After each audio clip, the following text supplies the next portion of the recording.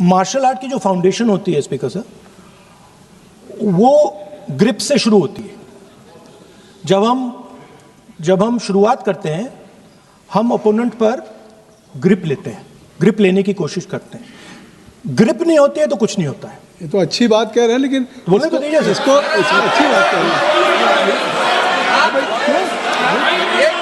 हम उनको सपोर्ट कर रहे हैं, हम उनको सर थोड़ा डिस्टर्ब कर रहे हैं। सर गिव मी सम। अरे आप बोलने दीजिए, आप उनको बोलने दीजिए। मैं चेयर पे हूँ, मैंने कहा आप अच्छी बात कह रहे हैं, इसको राष्ट्रपति सर थोड़ा क्रिएटिव फ्रीडम, थोड़ा सा क्रिएटिव फ्रीडम तो दे दीजिए प्लीज। तो शुरुआत ग्रिप से होती है सर, और लक्ष्य होता है कि ग्रिप के एकदम आने के बाद चोक में जाए, कि पहले ग्रिप ली, दूसरी ग्रिप ली और फिर एकदम चोक में जाए। चोक में गए और पकड़ लिया, और चोक का फोकस गला होता है। तो हम बजट की बात कर रहा हूं थोड़ा, तो सो फोकस बजट पे ही बात हो रही है, आ रहा हूं। तो अरे राष्ट्रपति के अभिभाषण पे नहीं बोले थे, वो बात भी बोल ले रहे हैं, कोई दिक्कत नहीं। Thank you. तो पूरा फोकस ग्रिप पे होता है, ग्रिप से लड़ाई शुरू होती है और ग्रिप से हम चोक में जाते हैं। सर करते हुए जब आदमी के हाथ में चोक आ जाता है ग्रैपलिंग में, जो ओपोनेंट होता है उसकी आंख में दिख जाता है कि बात समझ आ जाती है कि अब मैंने इसको पकड़ लिया है। और होता क्या है सर, वो रेजिस्ट करता है, पहले 2-3 बार ऐसे रेजिस्ट करता है और फिर उसको भी पता लग जाता है कि मैं गया, और फिर वो वहां पे बात खत्म हो जाती है और फिर वो सरेंडर करके ऐसे टैप कर देता है सर। ये सेंटर पीस है सर मार्शल आर्ट्स का, ग्रिप से चोक और चोक से टैप। और ये आप किसी भी एमएमए वाले से पूछ लो, किसी भी जूडो वाले से पूछ लो, काम ग्रिप से शुरू होता है सर। ग्रिप राजनीति में होती है सर, ग्रिप बिजनेस में होती है, पॉलिटिक्स में होती है सर। जुजित्सु में ग्रिप दिखता है, हाथ कहां है, चोक कैसे लग रहा है सर, राजनीति में नहीं दिखती। कहां किसने ग्रिप ले रखी है, चोक कहां लग रहा है, वो दिखता नहीं है सर, छुपा रहता है। तो that is the starting point sir. I was looking at the economic survey and 2 points I found there, solid points, profound points that I liked.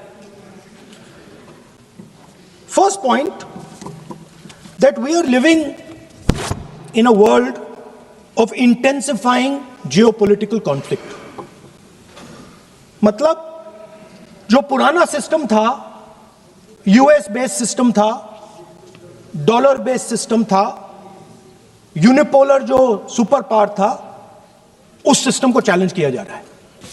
आज भी यहां पर कुछ ग्रिप चोक इतना ही शुरुआत में मुझे सुनाई दिया।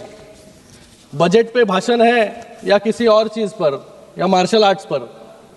मार्शल आर्ट्स की क्लास अगर लेनी है हमें, तो हम जरूर आएंगे आपके पास।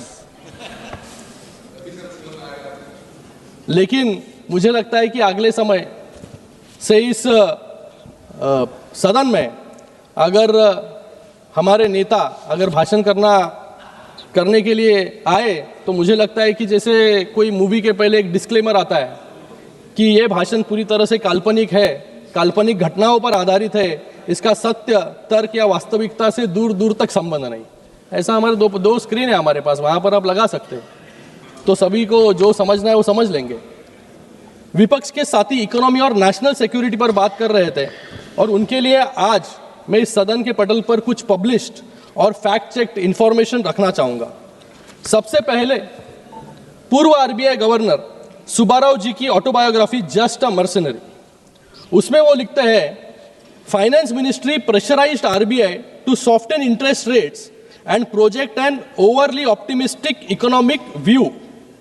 ये अभी कुछ लोग यहां पर बात कर रहे थे इकोनॉमी खतरे में है, ये लोग इकोनॉमिक ग्रोथ की गलत पिक्चर प्रेजेंट करने के लिए ऐसी नीतियां अपनाते थे। दूसरा, एक ब्रुक्स रिपोर्ट जिसको पब्लिश करने के लिए इस सदन में पहले भी मांग उठी है, लेकिन आज तक उसको इस सदन में पेश नहीं किया गया। ये बताता है कि 1962 के युद्ध में क्या हुआ था। युद्ध के बारे में भी यहां पर, चीन के बारे में भी यहां पर बात रखने की कोशिश कुछ लोगों ने की। 1963 में जब हमारे रक्षा मंत्री वाईबी चौहान डिफेंस मिनिस्टर थे, तो उन्होंने इस रिपोर्ट का जिक्र किया था इस सदन में। Indian reverses were the result of high level interference in tactical operations. आज जो यहां पर आलोचना और आरोप लगाने का काम कर रहे थे, उन्हीं के डिफेंस मिनिस्टर जी का ये स्टेटमेंट है, उनके ही खिलाफ। तो मुझे लगता है पहले अपने गिरेबान में झांक कर इनको देखने की जरूरत है कि हम जब सत्ता में थे तो तब क्या कर रहे थे। ये रिपोर्ट आपके सिक्योरिटी फेलियर का सर्टिफिकेट है। आज मैं यहां पर कुछ देर पहले विपक्ष के नेताओं का भाषण सुन रहा था। अपने भाषण में ग्रिप शब्द का बहुत बार इस्तेमाल किया। वो कह रहे थे कि सरकार की राजनीति पर ग्रिप नहीं है, हमारी नीतियों पर ग्रिप नहीं है। महोदय, मुझे इनको कहना है, और उसी के साथ में ये सपना भी देख रहे थे खड़े खड़े कि अगर इंडिया अलायंस अगर अमेरिका के साथ डील करता, इंडिया अलायंस अगर अमेरिका के साथ डील करता तो किस प्रकार से डील करता। देखिए, सपने देखना तो अच्छा है, लेकिन जागते हुए खड़े रहकर सपने देखना हानिकारक है। अमेरिका से डील करनी तो दूर की बात है, मुझे लगता है कि इंडिया अलायंस के पार्टनर के साथ पहले इन्हों को डील करना बहुत जरूरी है कि जो पार्टनर, एक पार्टनर यहां है, एक पार्टनर वहां, एक पार्टनर कहीं और है।